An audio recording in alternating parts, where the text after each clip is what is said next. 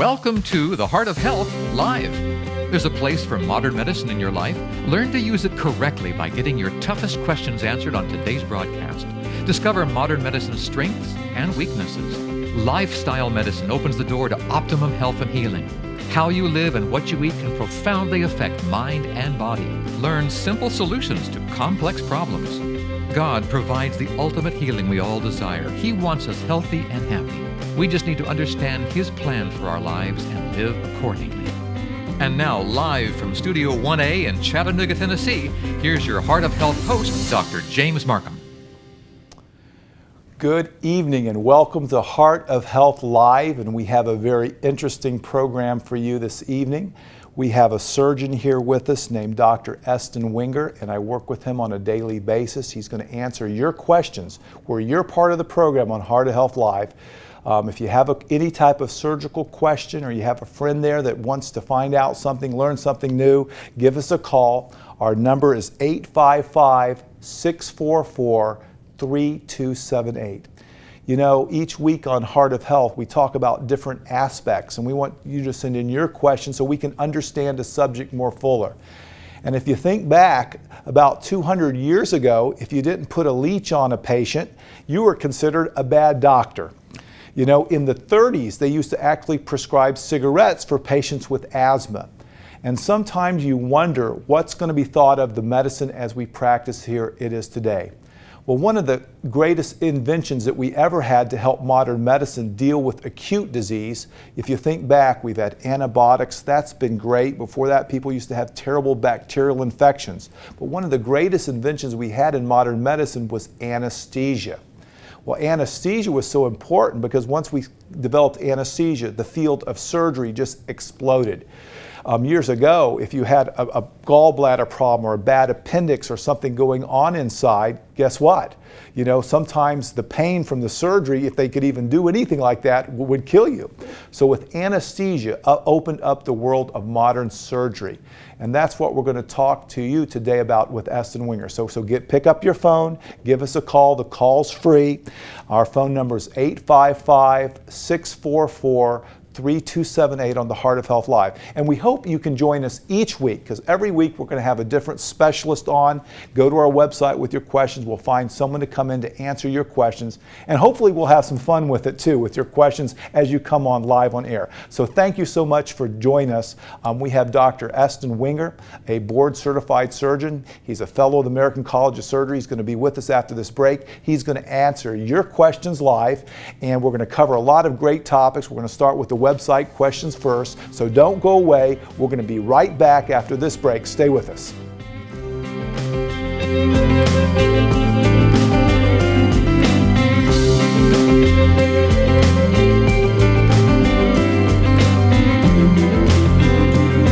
The Heart of Health Live will return in just a moment.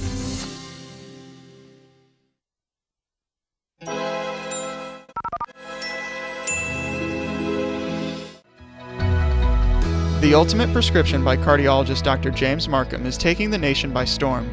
People everywhere are learning what living a healthy life is all about. If you're happy living a drug-filled, pain-filled, mundane existence, this book is definitely not for you.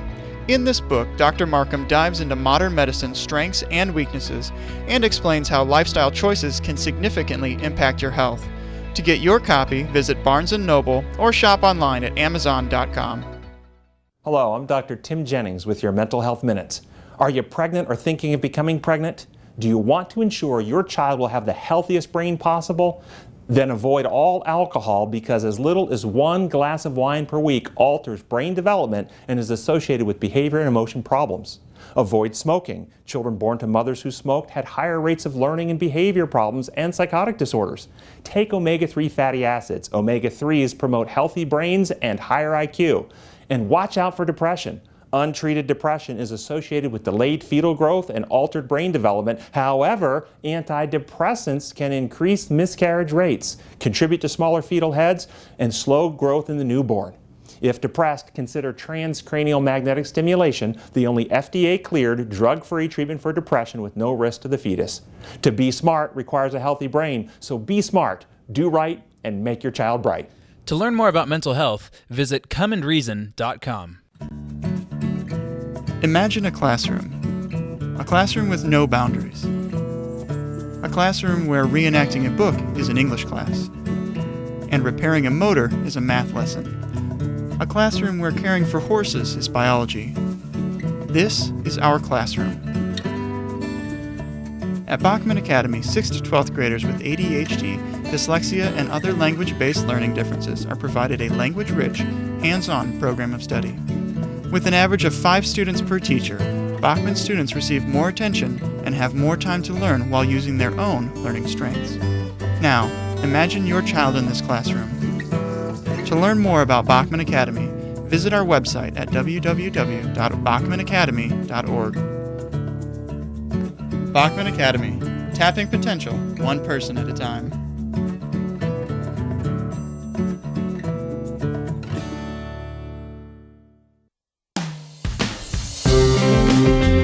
You've got questions, we've got answers on the Heart of Health Live. Welcome back. Well, I'm glad you stayed with us on Heart of Health Live, and we want to welcome to our studios Dr. Eston Wenger. Dr. Wenger, thank you for joining us today. Thank you for having me. Now tell us, what got you interested in surgery? Well, I'd have to say my parents were both very outgoing. Okay. My mom was a nurse, and she did helicopter nursing for a while and then did trauma service, and of course everybody thinks trauma is quite exciting. Right. My grandfather was a minister, and Okay.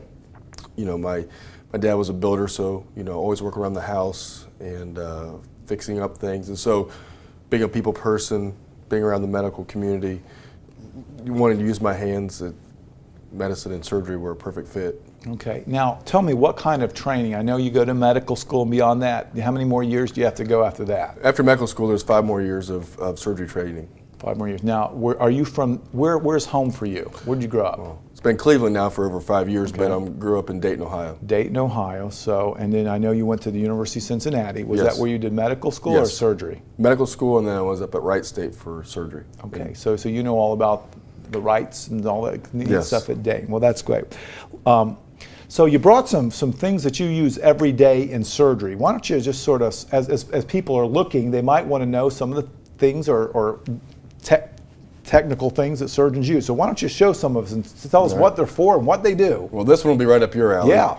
This is, well, we don't use much anymore, but it's similar to what we use for the pacemakers. Right. So if you have one of these sitting in your left or right chest and you want to know what it looked like from the outside, Okay. this is what it is, and this one actually would have 2 leads, so there'd be 2 different places in your heart that this would be connected. So this would be the pacemaker Now that generator. was a great invention, because before people had pacemakers, their hearts got slower, and stopped. Did you know who had one of the first pacemakers?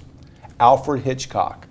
And they put it in the belly, and it was really big back then, but now they make them really small. Right. So this is the Okay. Put those pacemaker. in. For those people that have had to go through chemotherapy, Yeah. or people have poor veins and need transfusions repeatedly, this is called a port. Okay. Portacath. Typically it goes on the left chest or the right chest, and then this part of the catheter goes out into the vein, where your doctor can draw blood, give you chemotherapy, give you iron infusions, whatever you may need. So a surgeon would put those in. Yes, we put this in the these both we put in the operating room. Typically we can do this with you lightly sedated and some lidocaine. Okay. This for the people that have to do dialysis, people that their kidneys are no longer working. Typically, if they need dialysis rather urgently, we can put these catheters in. There's multiple type of catheters. This is a split, what we call a split catheter. But blood goes in, blood comes out. So Okay. they constantly are cleaning your blood. Okay. And then we have assortment of things that we do in our office. Okay. Minor procedures. And so typically you have your typical instruments of, scissors to cut the suture and, Right. and pickups and a needle driver to, Okay. do I'm stitches. sure you have a scalpel in there. We do, but I didn't bring the blade. Okay. But yes, we do have a Okay, scalpel. So you knife still blade. use scalpels, right? Absolutely. Because all the with all time. this modern technology with lasers and fancy stuff, Yes. you still use some of We those. still use the old good-fashioned steel. Well, that's good. Well, thank you for bringing those. A lot of people haven't really seen some of the things that the surgeons work with, but I've always been curious, where does the word surgeon come from? I don't even know. Do you even know what the word surgeon comes from? I do not know. I don't know, but that I'm going to have to look that up. And No, if anyone knows about that, go to our Facebook page and let us know if you know where the word surgeon comes on. And you also join us on Facebook as well. We have a quick question right here. This one won't take very long. This came into the website here. And it has to do with scars and itching. This won't take very long to answer. This is a person that had surgery, and they ask, what can I put on a scar to soothe the itching? So is there anything a person can do on the scar that won't hurt what the surgeon did? Now, what I tell patients, once it's healed, once the incision is closed, you can use Benadryl cream. Okay. I'm a big fan of vitamin E oil, taking the capsules and breaking them, and rubbing them onto the incision. You can use cocoa butter, anything with aloe vera. And some people like to use myoderma. They feel that helps with the healing of the scar. Is there anything you shouldn't put on it? I'm not a big fan of antibacterial soaps because they dry a lot of things out too much, but otherwise. Now, I had some person that used to put Vaseline on it. Is that a bad idea or a good idea? Honestly, once it's healed, does it make a big difference? Well, that's nice to know, because a lot of people worry about those things. So we have Dr. Eston Wenger here. He's got a lot of neat stuff here. I'm not going to need surgery today. Hopefully you won't. Stay with us. Give us a call, 855-644-3278. We're going to go for a short intermission right now, but we're going to be back and we'll talk after break. Someone wants to know about their hernia. So stay with us, and we're going to be right back. Heart of Health Live. Stay with us on this network. The Heart of Health Live will return in just a moment.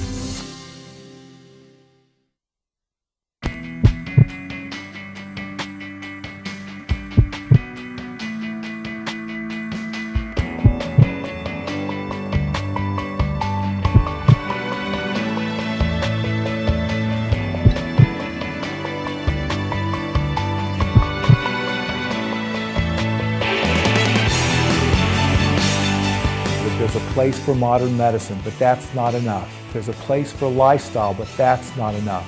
The real truth in medicine, the real truth in healing comes from that relationship with the Heavenly Father. That relationship can show us the balance, when to use modern medicine, when to use lifestyle, and to use it for the right reasons. Well, this book gives the solution to the healthcare dilemma. It answers the question, why am I sick? How do I get better? And how can I have ultimate healing?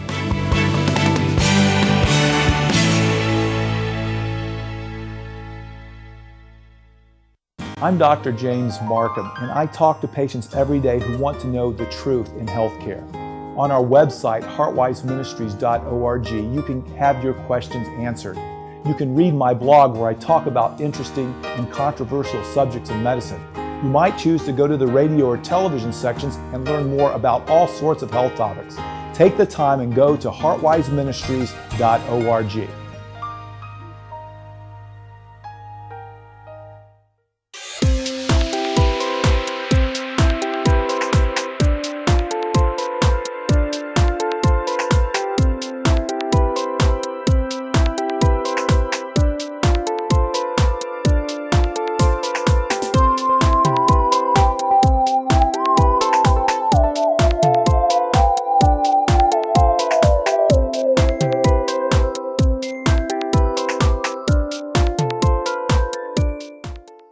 Nice.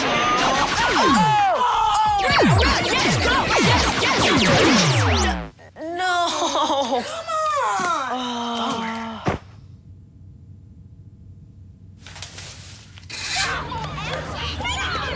Oops. Yeah, sure. Let's go. Moms everywhere are finding ways to keep kids active and healthy. Works every time. Get ideas, get involved, get going at letsmove.gov.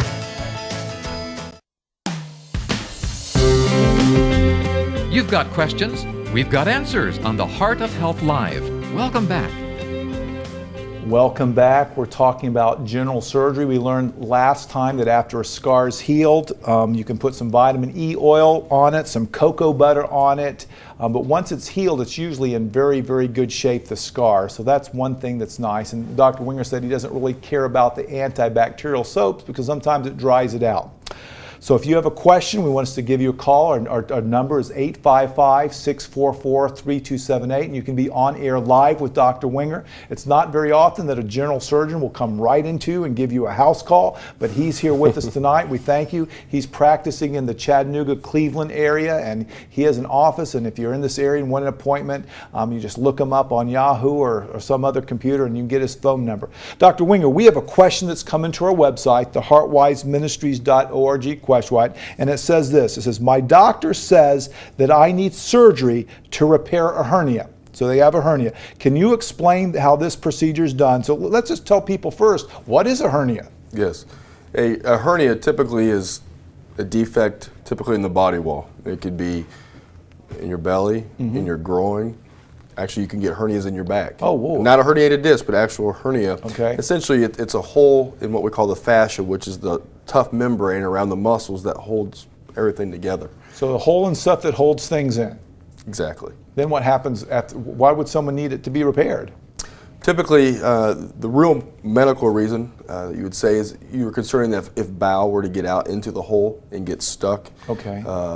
that becomes more of an urgent problem. Typically, that will then stop your bowels. You'll begin to throw up. You'll get very sick, and then eventually, if the bowel gets stuck out long enough and it gets pinched off, the blood supply is lost, that bowel can perforate and you could get very sick. So basically for our listeners, a hernia is anything that sort of pooches out through a place it shouldn't be. I've heard about herniations of the brain where the brain pooches out. That's a real big problem. Yeah, that's yes. Now this fellow here has, I think, we don't know what type of hernia, but let's just say he has a hernia in his groin. Okay, so let's talk, because that's pretty common, isn't it? Yes, one of the most common surgeries that we do. So let's talk about that. How would that be put back in? You sew it in? What do you do to get that fixed? Well, there's two different ways. I mean, if you want to break it down, one would be open and one would be laparoscopic. The traditional open way would be typically make an incision down over that particular area in the groin, and typically we use mesh. There's several different ways back in the day that you could fix it without using mesh, and they're named after the people, Bassini and McVeigh, or some of the two physicians that set that up. But now we typically use mesh, and the reason you use mesh is to try to keep tension off of the things that you're sewing back together, because tension, if it pulls, you will lose what you tried to fix. So there's one, you make an incision, find the hole and fix it with mesh. The other way that you can do it is typically laparoscopic, and that's become more of a trend in the last 5 to 10 years. And there's two different ways you can fix it laparoscopically, but essentially it involves putting in 3 plastic ports called trocars, going in laparoscopically, finding the defect, and again using a piece of mesh to cover that hole. Now, if you don't cut someone open, how do you get the mesh in? You put it through the trocars? Yes. Yeah, usually it's about 10 millimeters or just a little bit under ½ an inch, and you can roll the mesh up. It's very pliable, and put it through the trocar, and then unravel it once you're in that space, because we use carbon dioxide to keep that space open. Now, I had a fella that came in not too long ago that had his left inguinal hernia, and he had it fixed because it was hurting him a lot. Sure. And he'd do stuff and it'd pooch out and it'd hurt him. I guess now it doesn't have to be fixed if it's not hurting you, does it? No, I mean that's an excellent question. I mean, I gave you the real medical reason. The other reason we do it is they do hurt, especially when someone that's lifting or pulling or doing things that cause strain and it pooches out. It does hurt. Okay. But do you have to have it fixed? I mean, if you've had it for a long time and it's not getting much bigger and it doesn't bother you and it reduces easily, sometimes I tell patients you can live with it if you want. Okay. But when it gets bothering you enough, come back. Well, this fella actually had one side fixed with the mesh, and guess what? 2 years later, the other side. Now, is that very common to have that happen? It is common because in a sense. Is that genetics, or are they doing something? Some of it's genetics. Some people, without getting a bunch of microbiology. Make it simple. Make it simple. Physiology. Sometimes it is your tissue, and sometimes it does get passed on from mom and dad. People with aortic aneurysms actually have a higher chance of having hernia problems. People that have had surgery for diverticulitis. For whatever reason. We find that when they try to heal, they get a hernia. So it can be family, it could be what you do, it could be you could be born this way. Wow. Well, I hope no one out there has a hernia, things sticking through. But if you do and it starts hurting you, you need to see your doctor, get you to a general surgeon. They can help you. They have a lot of things that they can do, and we don't want you to have that. Now, it's about time for us to go right now to a break, so I want you to stay with us. Our number, once again, is 855-644-3278. You're watching Heart of Health Live.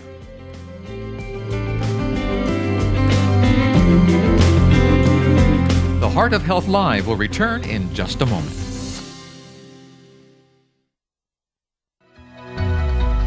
The Ultimate Prescription by cardiologist Dr. James Marcum is taking the nation by storm. People everywhere are learning what living a healthy life is all about. If you're happy living a drug-filled, pain-filled, mundane existence, this book is definitely not for you.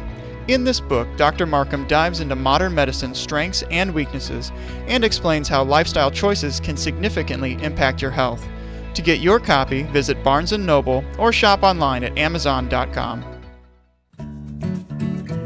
Imagine a classroom with no boundaries. A classroom where reenacting a book is an English class, and repairing a motor is a math lesson. A classroom where caring for horses is biology. This is our classroom. At Bachman Academy, 6th to 12th graders with ADHD, dyslexia, and other language-based learning differences are provided a language-rich, hands-on program of study. With an average of 5 students per teacher, Bachman students receive more attention and have more time to learn while using their own learning strengths. Now, imagine your child in this classroom. To learn more about Bachman Academy, visit our website at www.bachmanacademy.org. Bachman Academy, tapping potential one person at a time.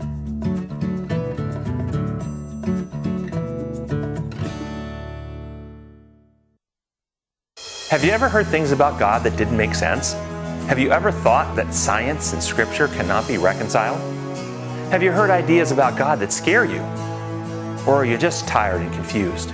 If you want answers to complex problems, if you want a testable, evidence-based understanding of God and the world around you, an understanding in which the Bible and science harmonize to reveal the reality that God is love all the time, then Come and Reason Ministries is for you. Hi, I'm Dr. Tim Jennings, board-certified psychiatrist, and Come and Reason Ministries is dedicated to helping you learn to discern, to stimulate you to think, to help hone and refine your ability to know the right from the wrong, the healthy from the unhealthy, and teach you how to experience healing of your mind, body, and relationships here and now. If you would like an evidence-based approach to knowing God, then visit us online at comeandreason.com.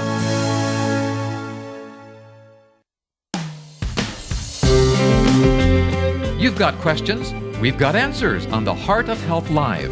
Welcome back.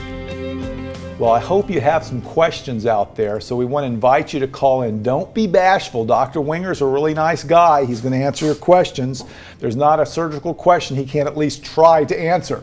Give us a call, 855-644-3278. You know, a lot of people are channel surfing right now. You're probably flipping through watching the news, but you know, this is a lot more interesting. You know, they're talking about political debates and all sorts of stuff and bad stuff that's happening all over the world. We just talked last section about how you could fix a hernia, and we found out that we could surgically do it or mesh. Much more interesting. So give us a call, 855-644-3278.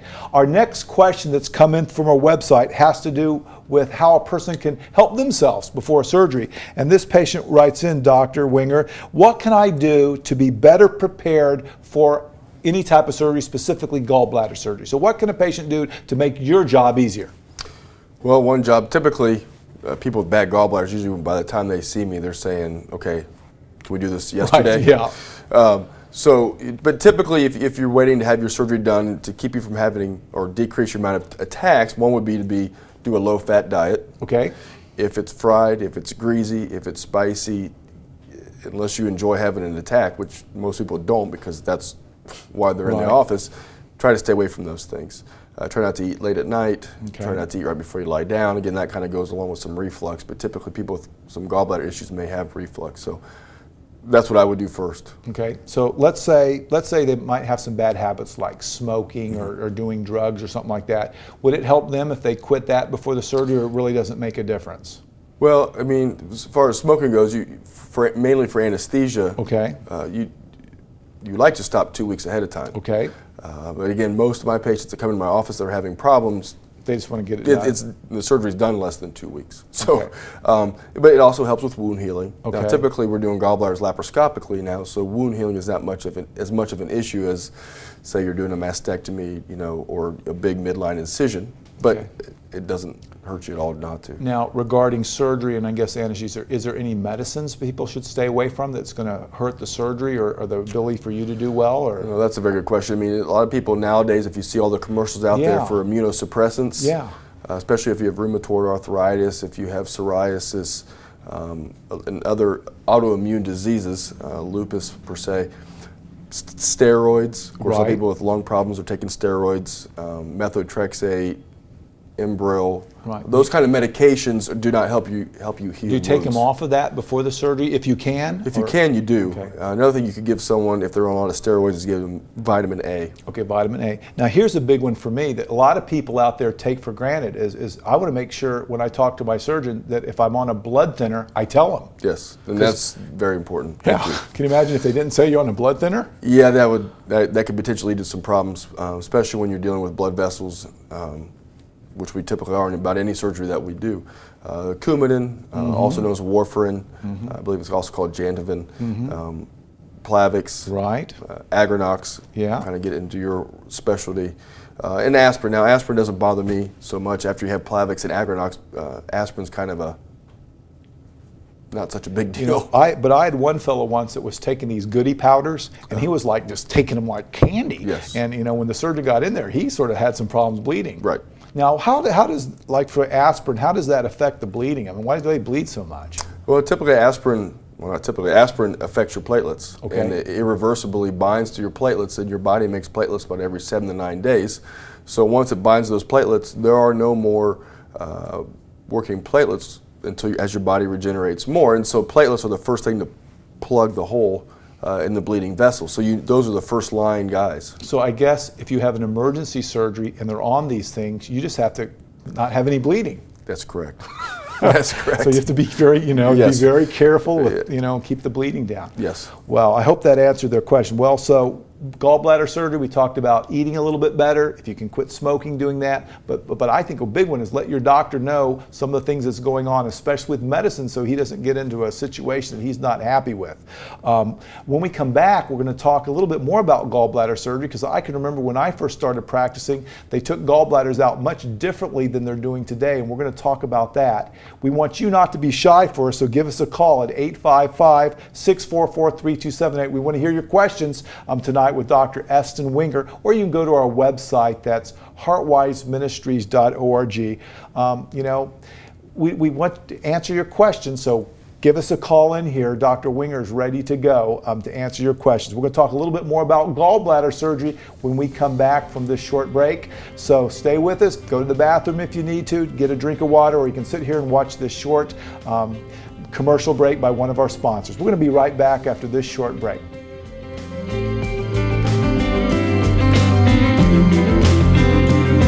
The Heart of Health Live will return in just a moment. Have you ever heard things about God that didn't make sense? Have you ever thought that science and Scripture cannot be reconciled? Have you heard ideas about God that scare you? Or are you just tired and confused? If you want answers to complex problems, if you want a testable, evidence-based understanding of God and the world around you, an understanding in which the Bible and science harmonize to reveal the reality that God is love all the time, then Come and Reason Ministries is for you. Hi, I'm Dr. Tim Jennings, board-certified psychiatrist, and Come and Reason Ministries is dedicated to helping you learn to discern, to stimulate you to think, to help hone and refine your ability to know the right from the wrong, the healthy from the unhealthy, and teach you how to experience healing of your mind, body, and relationships here and now. If you would like an evidence-based approach to knowing God, then visit us online at comeandreason.com. So here's a question. If you love Jesus, and I mean truly love Him, people will notice, right? I mean, if Jesus is at the center of everything you do, people will have to notice. And that is exactly what Life Talk is all about. You see, at Life Talk, our goal has always been to connect people to the true source of power, Jesus Christ. We know with Jesus at the center of our lives, nothing is impossible.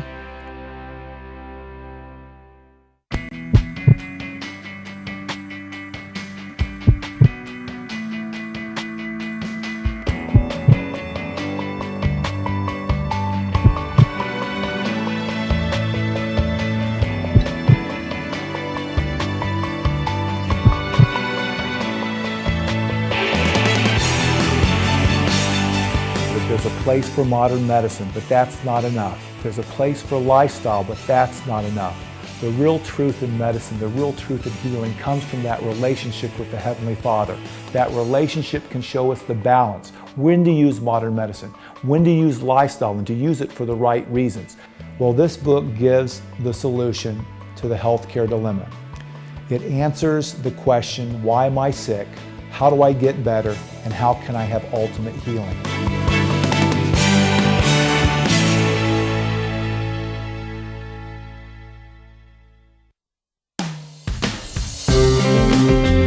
You've got questions, we've got answers on the Heart of Health Live. Welcome back. Well, we're glad you're back with us. The last segment we were talking about gallbladders, and we're going to keep talking about that in a few minutes here, but we have a caller from Katie. Katie's from Tennessee. And Katie, welcome to Heart of Health Live. What's your question this evening for Dr. Wenger? Well, thank you for taking my call. My question is, I've had abdominal surgery in the past, and I've healed up fairly well. What would be an appropriate type exercise program to include the abdominal muscles? That's a good question.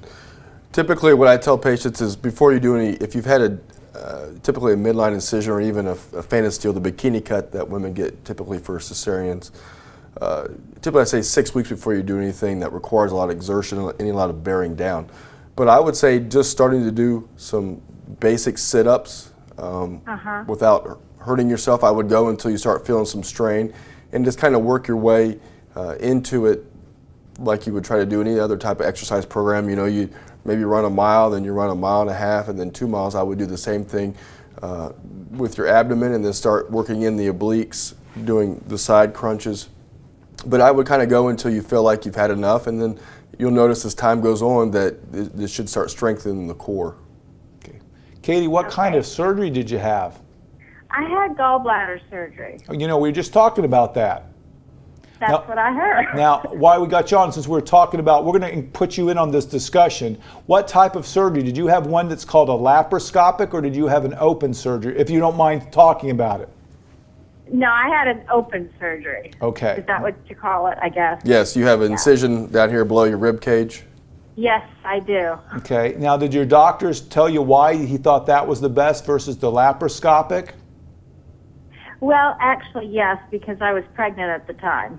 Okay, so that's good. Well, I hope your question's answered. Katie, did you have any other questions for Dr. Wenger while he's on? Nope, that was great. I appreciate it. Okay, well, thank you for your call. You're welcome. Now, now that Katie called in about gallbladders, let's talk about the gallbladder. You know, she had when they first started, they always used to do the big cut, but they were in the hospital a long time. Tell us about how they do gallbladders today. Well, typically now we use the laparoscope, and they've done variations. But the typical, everybody has a little bit different variation, but typically there's 4 holes, one around your belly button, one below your sternum, and then 2 over here on the right side. And typically, probably over 90% of the time, we can do it laparoscopically.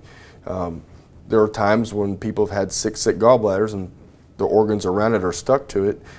We have to still have to do the old-fashioned cut, you know, below the rib cage on the right side. Some people use the middle, but most people use the upper right side. Some people are switching to where they make just one incision. It's a bigger incision.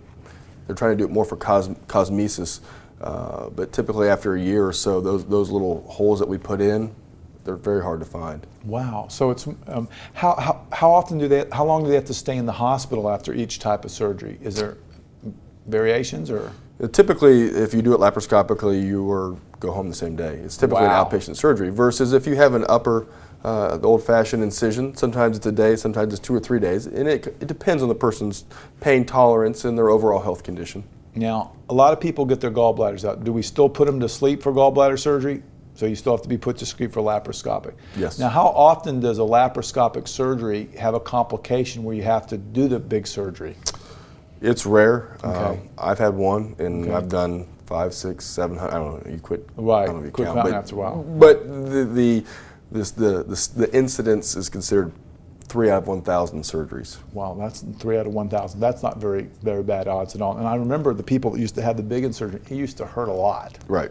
Well, we still do open more than 3 out of 1,000, but as far as complications go, that's kind of the... What type of person would you choose right off the bat to recommend one of these the open incisions? Well, if I was Katie, it depends how far along she was in her pregnancy. Typically, if you can get to a pregnant female, less than 20 weeks, you can typically do it laparoscopically. Okay. Now, as their fundus moves, as the baby gets bigger, now you're running out of room, take a chance of hurting the baby. And so that would be one reason. If someone's had a lot of prior surgeries and you're worried about scar tissue, sometimes you'll just go straight away to the incision. But most times we will always try, I'll say most times we will try laparoscopically first. And that's no matter how small or large the person is, you can still do it that way? The bigger they are, if you can do it laparoscopically, overall that's better for the patient. Okay, well that's great. Hey, we want you to call in, ask your question. Katie got hers answered, you can too. Our phone number is 855-644-3278. We're talking tonight with board certified surgeon Eston Wenger. He's got a thriving practice in East Tennessee. You can look him up on the web. Stay with us. We're going to be right back. The Heart of Health Live will return in just a moment.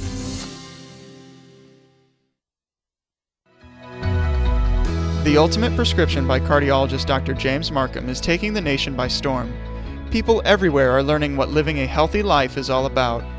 If you're happy living a drug-filled, pain-filled, mundane existence, this book is definitely not for you. In this book, Dr. Marcum dives into modern medicine's strengths and weaknesses and explains how lifestyle choices can significantly impact your health. To get your copy, visit Barnes & Noble or shop online at Amazon.com. In the small town of Elmira, New York, a boy was born into an all-American family. The odds of him achieving his dream in the fashion industry? 1 in 23 million. The odds of having a child diagnosed with autism? 1 in 88.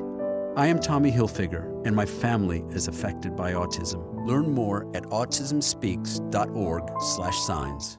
I'm Dr. James Marcum, and I talk to patients every day who want to know the truth in healthcare. On our website, heartwiseministries.org, you can have your questions answered. You can read my blog where I talk about interesting and controversial subjects in medicine. You might choose to go to the radio or television sections and learn more about all sorts of health topics. Take the time and go to heartwiseministries.org.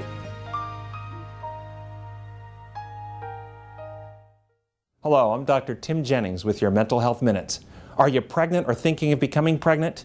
Do you want to ensure your child will have the healthiest brain possible? Then avoid all alcohol because as little as 1 glass of wine per week alters brain development and is associated with behavior and emotion problems. Avoid smoking. Children born to mothers who smoked had higher rates of learning and behavior problems and psychotic disorders. Take omega-3 fatty acids. Omega-3s promote healthy brains and higher IQ. And watch out for depression. Untreated depression is associated with delayed fetal growth and altered brain development. However, antidepressants can increase miscarriage rates, contribute to smaller fetal heads, and slow growth in the newborn. If depressed, consider transcranial magnetic stimulation, the only FDA-cleared, drug-free treatment for depression with no risk to the fetus. To be smart requires a healthy brain, so be smart, do right, and make your child bright. To learn more about mental health, visit comeandreason.com. You've got questions, we've got answers on the Heart of Health Live. Welcome back. We're so glad you've taken time out of your busy schedule to join us right now. We're talking with Dr. Wenger. He's a board certified surgeon. He was telling us how he became a surgeon. I thought that was very interesting. You know, a lot of people, you know, the things we talk about, you know, some people don't understand a lot of things. So it's good that we watch this so we can educate people, because the more you know you can get help. And we talked the last section about gallbladders. Lots of people have gallbladders, and now I hope they know that they can get it out robotically, that it's smaller incisions. But one thing we talked about earlier in the program about how hernias are things that don't stick through things. And we have another question about a hernia that I think a lot of people are curious about, and we're going to sort of enlighten them and help make it real simple for people. This person writes into us and he says, is it possible to have a hiatal hernia repaired, and when is this usually done? So let's start. What is a hiatal hernia? Well, the definition would be the hiatus or the opening of your diaphragm that allows your esophagus. Now I don't. Let's proceed. I don't even know where's the diaphragm. What is that? Diaphragm is the muscle that separates your lungs from your abdomen. So like a room divider, huh? Pretty much, and it moves up and down. That essentially creates a negative pressure in your lungs to pull the air in. But the Lord made us a space for the esophagus and the aorta to pass through that, so it could get down into your belly. But this is called the hiatus, and so typically that's supposed to be wrapped rather nicely around your esophagus. But in people have a hiatal hernia, that arch, right? Kind of think about the St. Louis arch. Those arches are supposed to be more together when, in fact, they start opening up, which in turn allows the stomach to go from your abdomen up into your chest. So the stomach is pooching through. Yes, and sometimes it's an inch. Sometimes it's half of your stomach. Oh boy. Okay. Now, how would someone know that they even had that? Typically, what you would notice is having a lot of heartburn. Okay. Come up, especially after you eat. You're like you're taking Tums, or your doctors put you on Protonics or Nexium, Pepsid, all those different antacids. Or you may notice that I have some people come in and tell me, I don't have to be gross, but they lean over and what they just ate comes right back up very easily. And it happens over and over and over. It's not just once in a blue moon. Wow. Wow. Now, so let's say they come with these symptoms, and you're a person, you might have something like this. So what would the doctor order to sort of prove that was going on? Typically, the referring physician, whether it be the ENT doctor, because the person keeps saying I have laryngitis and it's just from the acid, or it's their lung doctor with a cough, or it's their primary care doctor, or it's their gastroenterologist. They would notice the symptoms, and typically they would X-ray or? Yes, an X-ray called an upper GI or barium swallow. That will tell you if you have a hiatal hernia. It will tell you if you have reflux. It'll tell you if there's any strictures, any narrowings, any other reason why you may have problems swallowing. Okay. And then the other thing that we do, either myself, people, general surgeons like me, gastroenterologists, will do endoscopy. We put you to sleep, put a camera down your mouth, and then go down and take a look ourselves. So they can actually see it down there? Absolutely. Well, what would it look like? I mean, you can see it pooching through? Aren't you just inside the esophagus? You are inside the esophagus, and you go into the stomach, and actually the camera can turn 180 degrees, and you can actually see the stomach as the person breathes. You can actually see the stomach go up and down. Wow. Wow. So let's say you've made this diagnosis and it's bothering you a whole lot. How would you go about repairing that? Typically now, again, we can do it laparoscopically, and typically I use 5 holes for various reasons. But that's the amount you need to hold the liver out of the way and do your work and use a camera. But typically you close the hiatus with stitches. Some people will use mesh, again, kind of like what you use for other hernias. Right. And then you will wrap the stomach around itself on the top to create a one-way valve so that stuff goes down but not come back up. Wow. And how long are they in the hospital for that type of surgery? If everything goes like it's supposed to, they stay overnight. Now, so this laparoscope thing, how do you see what's going on? Is that little camera? Can you see pretty good? Or? Actually, you can see better doing it that way than doing it open. No way. And like you have TV cameras in the rooms? Yes. So you have to really depend on your equipment, though, don't you? Yes. Have you ever had a camera malfunction? Yes. Yeah, that's not good, huh? Well, luckily at the hospital we have more than one. Okay, so you put in another camera? Yes, I've never been. So it's sort of like high-tech watching TV. Yes, unfortunately, you're the one that controls everything that happens. Wow, it's amazing. And we talked earlier in our program about how there is a place for modern medicine, and surgeons that can fix things is a place for modern medicine. And sometimes people have genetic predispositions to these things, and all sorts of bad things happen to people. But general surgery, anesthesia are great things for modern medicine. Stay with us. We're going to come back after this break, and we're going to talk a little bit about the difference between robotic surgery and laparoscopic surgery. Stay with us.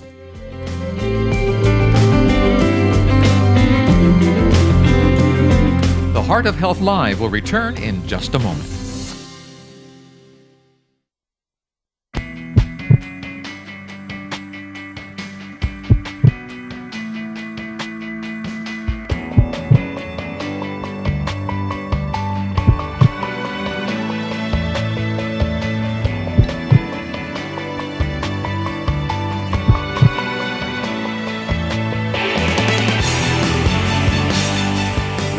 place for modern medicine, but that's not enough. There's a place for lifestyle, but that's not enough. The real truth in medicine, the real truth in healing comes from that relationship with the Heavenly Father. That relationship can show us the balance, when to use modern medicine, when to use lifestyle, and to use it for the right reasons. Well, this book gives the solution to the healthcare dilemma. It answers the question, why am I sick? How do I get better? And how can I have ultimate healing?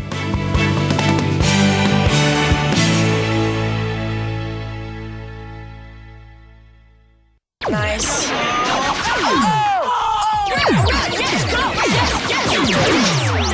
No.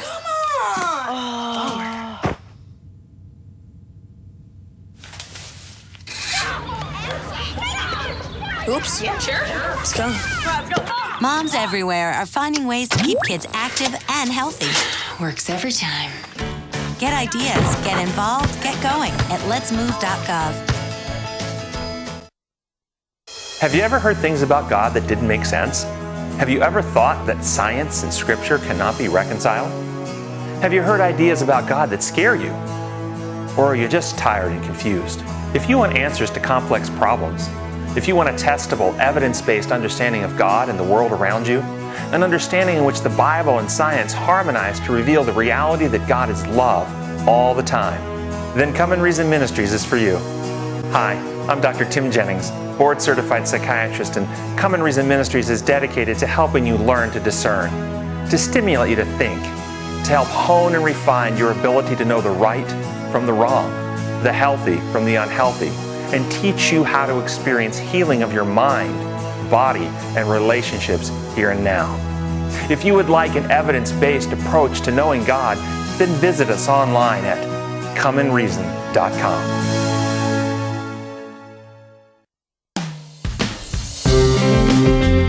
You've got questions, we've got answers on the Heart of Health Live. Welcome back. Okay, when we first started, we started talking about the place for modern medicine. We talked about general anesthesia, so we could do surgery, and we've learned about many places where you can have surgery done and feel a lot better. And remember, for acute problems like heart attacks and heart going slow and hiatal hernias and other parts of the body, surgery, this is a great place for modern medicine. But unfortunately, many of us have chronic diseases, and we have to really look at our lifestyles. We might need to lose weight or exercise or eat better. But really what brings it all together is that relationship you have with God. It gives you the power to sort of understand these things and know what to do, when to do it. So we want to thank you for joining us, and keep that in mind as we talk today. And our next question, Dr. Wenger, we've sort of mentioned a little bit about this. It says, what is the difference between laparoscopic and robotic surgery? So you've explained what laparoscopic is, but you always hear about robotics, but a lot of people don't even know what that is. Right. Well, essentially robotics is laparoscopic surgery. Okay. It's just that you're using robotic arms controlled by a surgeon to do the work. Okay. And so the argument for it, besides the fact that it's extremely expensive for a institution to have, it may give you a little bit more finer control. Essentially, the surgeon is sitting at a table either in the room or just outside the room at a control box. We still, as the people, still have to put the instruments in the patient. But you set up the instruments to where you're focusing on that particular problem, and then you have a nice image from the camera. And again, you're using a robot's arm, so everything's smoother. It's more, maybe you say precise. Even though you could probably get an argument for many surgeons that what they do is rather precise. But nonetheless, sometimes you get a little bit better image. But essentially, robotic surgery is still a surgeon doing it, but it's using robotic instrumentation, using a laparoscope to do the surgery. Are the incisions smaller? Do they heal better? Well, it's laparoscopically done. So yes, it's nicer. They heal better, less chance of hernia, less chance of infection. But I'm trying to figure out what would be the advantage of that in regular laparoscopic surgery as I'm sitting here. Well, in my honest opinion, for what I have to do, it would not be very helpful. Okay. People like it. Some gynecologists use it. Okay. Urologists use it for doing prostates. A lot of people some people use it for bariatric surgery, for weight loss surgery. Okay. Not to say I couldn't use it, but I don't know how much it would change what I do. So, it seems like a lot of it is what a person's comfortable, what they've trained on, what they're good at. Absolutely. Okay. Absolutely. So, if you're trained on that, that's all you do, then that might be. Yes. But, it seems like I would want someone that did a little bit of everything. I'm sort of old-fashioned. If I want, if someone gets in trouble, I want to be able to, open. It's like working on a car. Yes. If you're working on a car, you want, the old models, you used to go in there, be able to work on them, get your hands in there and touch everything. But now the new models you can't really move around in. I would think that would be sort of similar in a body. Sometimes if you these others you don't see as that much as everything as you need to. Yes, I would want someone that knows how to get it done. Okay, well, I'm going to go to another quick question here before we go to a break. It says, will spending time in the sun have negative effects on a recent scar? Spending time in the sun, does that hurt a scar? Yes, absolutely. How does that happen? The UV light affects the way your fibroblasts, which are one of your healing cells, at the wound lay down what you need to regenerate skin. And if you have a scar there and you get the UV light, typically you get discoloration. You may get a more of a purplish color to the wound. It may scar bigger.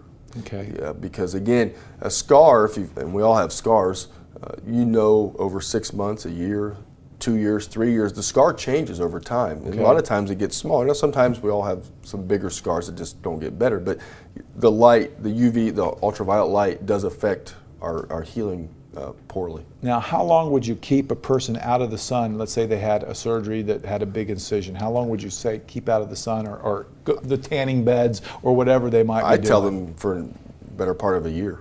So for a year, so that's yes. If someone has surgery in the spring, I say, well, next spring you can go back out and lay in the sun. Otherwise, if you're out in the sun, I say either keep it covered with a Band-Aid, clothing, or use UV protectorant. And everyone's concerned about scars looking good. Are there anything else? We talked about anything else they can do to help that healing process? Yeah, the vitamins are very important. Okay. Especially vitamin C.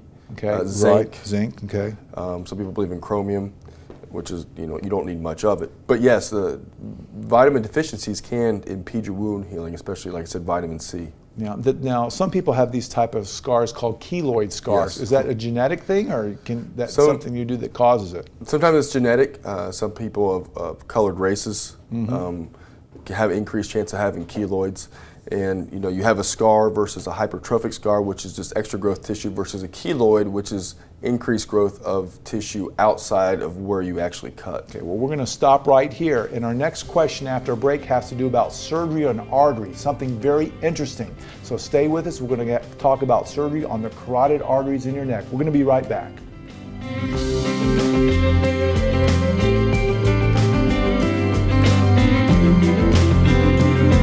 The Heart of Health Live will return in just a moment. I'm Dr. James Marcum, and I talk to patients every day who want to know the truth in healthcare. On our website, heartwiseministries.org, you can have your questions answered. You can read my blog where I talk about interesting and controversial subjects in medicine. You might choose to go to the radio or television sections and learn more about all sorts of health topics. Take the time and go to heartwiseministries.org.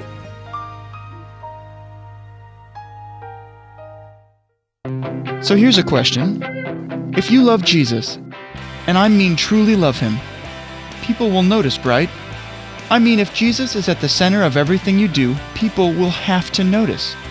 And that is exactly what Life Talk is all about. You see, at Life Talk, our goal has always been to connect people to the true source of power, Jesus Christ. We know with Jesus at the center of our lives, nothing is impossible.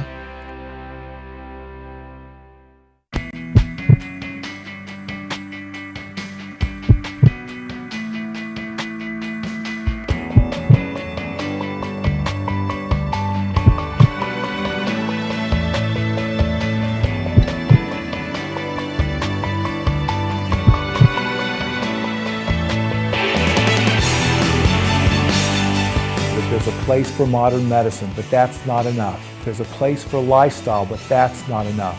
The real truth in medicine, the real truth in healing comes from that relationship with the Heavenly Father.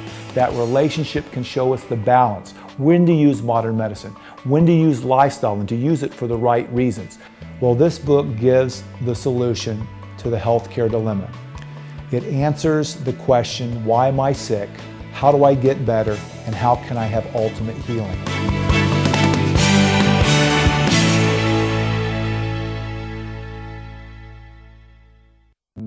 In the small town of Elmira, New York, a boy was born into an all-American family. The odds of him achieving his dream in the fashion industry? 1 in 23 million. The odds of having a child diagnosed with autism? 1 in 88. I am Tommy Hilfiger, and my family is affected by autism. Learn more at autismspeaks.org/signs. You've got questions, we've got answers on the Heart of Health Live. Welcome back. You know, we've almost run out of time tonight on Heart of Health Live. And, you know, we had a question about carotid arteries, Dr. Wenger. And, you know, when you do a surgery on a carotid artery, I guess one question we have is do you know, we do it to take out blockages for strokes, to help prevent strokes. Yes. How's that surgery done in a short period of time? Well, typically, one is just to make an old-fashioned incision right back here, right over the artery. You go down, you get control of the artery, you open it up after giving a blood thinner, and then you use special instruments to remove the plaque.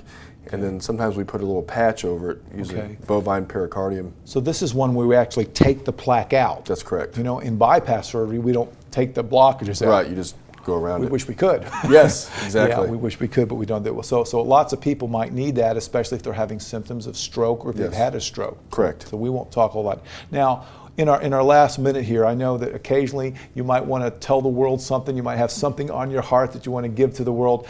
Dr. Wenger, is there anything you want to share with everyone, something you really want to inspire them with or let people know about in regards to general surgery today?